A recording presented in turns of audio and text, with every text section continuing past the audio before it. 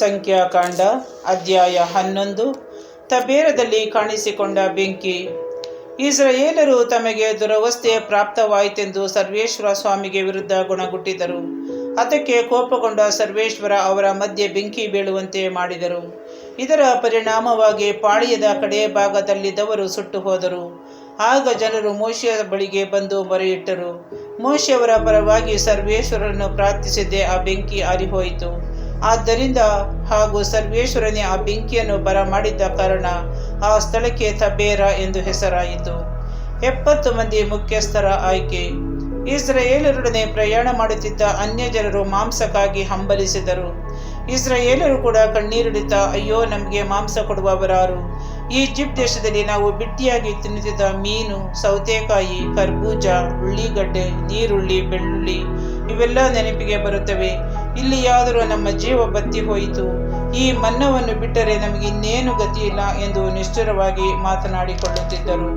ಆ ಮನ್ನ ಕೊತ್ತಂಬರಿ ಬೀಜದಂತಿತ್ತು, ಗುಗ್ಗುಲದಂತೆ ಕಾಣಿಸುತ್ತಿತ್ತು. ಜನರು ಹೊರಗೆ ಹೋಗಿ ಅದನ್ನು ಕೂಡಿಸಿಕೊಂಡು ಬಂದು ಬೀಸುವ ಕಲ್ಲುಗಳಿಂದ ಬೀಸಿ, ಇಲ್ಲವೇ ಒರಳಲ್ಲಿ ಕುಟ್ಟಿ ಮಡಿಕೆಗಳಲ್ಲಿ ಬೇಯಿಸಿ ರೊಟ್ಟಿಗಳನ್ನು ಮಾಡಿಕೊಳ್ಳುತ್ತಿದ್ದರು. ಅದರ ರುಚಿ ಎಣ್ಣೆ ಬೆರೆಸಿ ಮಾಡಿದ ತಿಂಡಿಯಂತೆ ಇರುತ್ತಿತ್ತು. ರಾತ್ರಿಯಲ್ಲಿ ಮಂಜು ಪಾಳ್ಯದ ಮೇಲೆ ಬೀಳುತ್ತಿದ್ದಾಗ ಅದರೊಂದಿಗೆ ಮನ್ನವೂ ಬೀಳುತ್ತಿತ್ತು. ಎಲ್ಲ ಕುಟುಂಬದವರು ತಮ್ಮ ತಮ್ಮ ಡೇರೆಗಳ ಬಾಗಿಲುಗಳಲ್ಲಿ ನಿಂತು ನಿಷ್ಠುರವಾಗಿ ಮಾತನಾಡಿಕೊಳ್ಳುತ್ತಿದ್ದುದು ಮೋಶೆಗೆ ಕೇಳಿಸಿತು. ಆಗ ಸರ್ವೇಶ್ವರನ ಕೋಪ ಉಕ್ಕೇರಿತು. ಮೋಶೆಗೆ ಇದನ್ನು ಸಹಿಸಲಾಗಲಿಲ್ಲ. ಆತ ಸರ್ವೇಶ್ವರನಿಗೆ, ನಿಮ್ಮ ದಾಸನಾದ ನನಗೇಕೆ ಜನರನ್ನು ಕರೆದೊಯ್ಯುವ ಭಾರವನ್ನು ಹಾಕಿದಿರಿ? ನಿಮ್ಮ ದಯೆಗೆ ನಾನು ಅಯೋಗ್ಯನಾದೆನೆ. ಮೊಲೆ ಕೂಸನ್ನು ಎತ್ತಿಕೊಂಡು ಹೋಗುವವಳಂತೆ ಈ ಜನರನ್ನು ತೋಳ ತೆಕ್ಕಿಯಲ್ಲಿರಿಸಿ ಅವರ ಪೂರ್ವಜರಿಗೆ ನಾನು ಪ್ರಮಾಣ ಮಾಡಿದ ನಾಡಿಗೆ ಒಯ್ಯಿ ಎಂದು ಹೇಳುತ್ತೀರಲ್ಲವೇ? ನಾನು ಇವರಿಗೆ ಹೆತ್ತ ತಾಯಿಯೋ? ಇವರು ನಿಷ್ಠುರವಾಗಿ ಮಾತಾಡುತ್ತಾ ನನ್ನ ಬಳಿಗೆ ಬಂದು, ತಿನ್ನಲಿಕ್ಕೆ ನಮಗೆ ಮಾಂಸವನ್ನು ಕೊಡು ಎಂದು ಕೇಳುತ್ತಿದ್ದಾರಲ್ಲ. ಇಷ್ಟು ಜನಕ್ಕೆ ಬೇಕಾದ ಮಾಂಸ ನನಗೆಲ್ಲಿ ದೊರಕೀತು? ಇಷ್ಟು ಜನರ ಭಾರವನ್ನು ನಾನೊಬ್ಬನೇ ಹೊರುವುದು ಅಸಾಧ್ಯ. ಅದು ನನ್ನ ಶಕ್ತಿಗೆ ಮೀರಿದ ಕೆಲಸ. ನೀವು ಹೀಗೆ ಮಾಡುವುದಕ್ಕಿಂತಲೂ ನನ್ನನ್ನು ಈ ಕೂಡಲೇ ಕೊಂದು ಹಾಕಿದರೂ ಉಪಕಾರವಾದೀತು. ನನಗೆ ಆಗುತ್ತಿರುವ ಸಂಕಟವನ್ನು ಊಹಿಸಲಾರೆ ಎಂದನು. ಆಗ ಸರ್ವೇಶ್ವರ ಮೋಶೆಗೆ ಹೇಳಿದುದು, ಇಸ್ರಾಯೇಲರಲ್ಲಿ ಹಿರಿಯರೆಂದು ಅಧಿಪತಿಗಳೆಂದು ನನಗೆ ತಿಳಿದಿರುವ 70 ಮಂದಿಯನ್ನು ಕೂಟವಾಗಿ ಕರೆಸಿ ದೇವ ದರ್ಶನದ ಗುಡಾರದ ಬಳಿಗೆ ಕರೆದುಕೊಂಡು ಬಾ. ಅವರು ಅಲ್ಲೇ ನಿನ್ನೊಡನೆ ನಿಂತಿರಲಿ. ನಾನು ಅಲ್ಲಿಗೆ ಇಳಿದು ಬಂದು ನಿನ್ನೊಡನೆ ಮಾತಾಡುವೆನು. ನಿನಗೆ ನಾನು ಅನುಗ್ರಹಿಸಿರುವ ಆತ್ಮಶಕ್ತಿಯಲ್ಲಿ ಕಿಂಚಿತ್ತನ್ನು ಅವರಿಗೂ ಹಂಚಿಕೊಡುವೆನು. ಆಗ ನೀನೊಬ್ಬನೇ ಈ ಜನರ ಜವಾಬ್ದಾರಿಯನ್ನು ವಹಿಸಬೇಕಾಗುವುದಿಲ್ಲ. ನಿನ್ನ ಸಂಗಡ ಇವರು ವಹಿಸಿಕೊಳ್ಳುವರು. ಇದಲ್ಲದೆ ಇಸ್ರಾಯೇಲರಿಗೆ ಹೀಗೆಂದು ಹೇಳು, ನಾಳೆ ನಿಮ್ಮನ್ನೇ ಶುದ್ಧೀಕರಿಸಿಕೊಳ್ಳಿ. ನಾಳೆ ನಿಮಗೆ ಮಾಂಸಾಹಾರ ದೊರಕುವುದು. ನೀವು ಸರ್ವೇಶ್ವರನಿಗೆ ಕೇಳಿಸುವಂತೆ ನಮಗೆ ಮಾಂಸ ಕೊಡುವವರೇ ಇಲ್ಲ. ಈಜಿಪ್ಟ್ ದೇಶದಲ್ಲಿ ಎಷ್ಟೋ ಸುಖವಾಗಿದ್ದೆವು ಎಂದು ನಿಷ್ಠುರವಾಗಿ ಮಾತಾಡುತ್ತೀರಿ. ಆದ್ದರಿಂದ ಸರ್ವೇಶ್ವರನೇ ನಿಮಗೆ ಮಾಂಸವನ್ನು ತಿನ್ನಲಿಕ್ಕೆ ಕೊಡುವರು. ನಿಮ್ಮ ಮಧ್ಯೆ ಇರುವ ಸರ್ವೇಶ್ವರನ್ನು ಧಿಕ್ಕರಿಸಿ, ಅಯ್ಯೋ, ನಾವು ಈಜಿಪ್ಟನ್ನು ಬಿಟ್ಟು ಬಂದು ಮೋಸವಾಯಿತು ಎಂದು ಅವರ ಮುಂದೆ ನಿಷ್ಠುರವಾಗಿ ಮಾತಾಡಿದಿರಿ. ಆದ್ದರಿಂದ ನೀವು 1 ದಿನವಲ್ಲ, 2 ದಿನವಲ್ಲ, 5 ದಿನವಲ್ಲ, 20 ದಿನವಲ್ಲ, 1 ತಿಂಗಳು ಪೂರ್ತಿ ತಿನ್ನುವಿರಿ. ಅದು ಓಕರಿಕೆಯಾಗಿ ನಿಮ್ಮ ಮೂಗಿನಲ್ಲಿ ಹೊರಟು ನಿಮಗೆ ಅಸಹ್ಯವಾಗುವ ತನಕ ಅದನ್ನು ತಿನ್ನುವಿರಿ. ಮೋಶೆ ಸರ್ವೇಶ್ವರನಿಗೆ, ನನ್ನ ಸಂಗಡ ಇರುವ ಜನರು 6 ಲಕ್ಷ ಕಾಲಾಳುಗಳು. ಆದರೂ ನೀವು ಇವರು ಇಡೀ 1 ತಿಂಗಳು ತಿನ್ನುವಷ್ಟು ಮಾಂಸವನ್ನು ಕೊಡುತ್ತೇನೆಂದು ಹೇಳಿದ್ದೀರಿ. ಅವರಿಗೆ ಬೇಕಾದಷ್ಟು ಸಿಗುವಂತೆ ಆಡು ಕುರಿಗಳನ್ನು ದನಗಳನ್ನು ಕೊಯ್ಯಬೇಕೆನ್ನುತ್ತೀರೋ? ಇಲ್ಲವೇ ಸಮುದ್ರದಲ್ಲಿರುವ ಮೀನುಗಳನ್ನೆಲ್ಲ ಹಿಡಿದುಕೊಳ್ಳಬೇಕೆನ್ನುತ್ತೀರೋ ಎಂದು ಕೇಳಿದನು. ಸರ್ವೇಶ್ವರ ಅವನಿಗೆ, ಸರ್ವೇಶ್ವರನ ಕೈ ಮೋಟುಗೈಯೋ? ನನ್ನ ಮಾತು ನೆರವೇರುತ್ತದೋ ಇಲ್ಲವೋ ನೀನೇ ನೋಡುವೆ ಎಂದರು.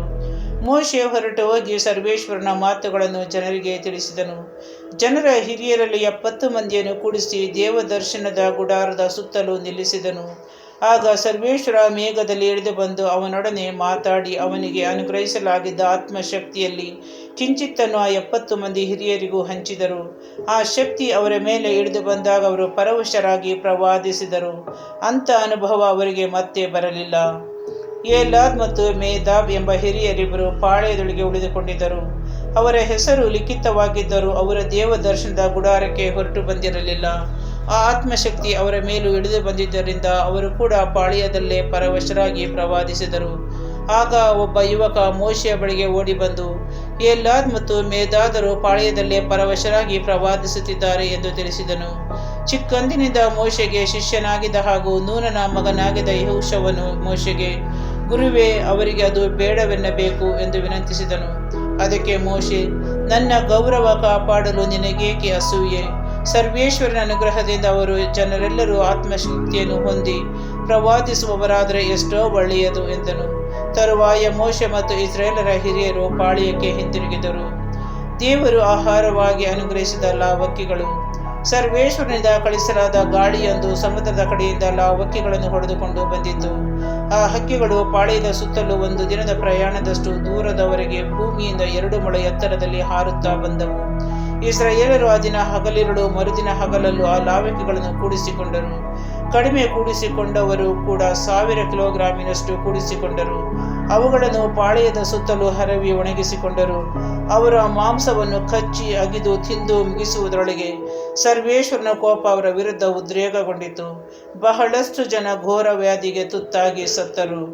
ಆ ಸ್ಥಳಕ್ಕೆ ಕಿಬ್ರೋತ್ ಹತಾವ ಎಂದು ಹೆಸರಾಯಿತು, ಏಕೆಂದರೆ ಅತ್ಯಾಶೆ ಪಟ್ಟವರು ಅಲ್ಲಿ ಸಮಾಧಿಯಾದರು. ಇಸ್ರಾಯೇಲರು ಕಿಬ್ರೋತ್ ಹತಾವದಿಂದ ಹೊರಟು ಹಚೆರೋತಿಗೆ ಬಂದು ಅಲ್ಲಿ ತಂಗಿದರು.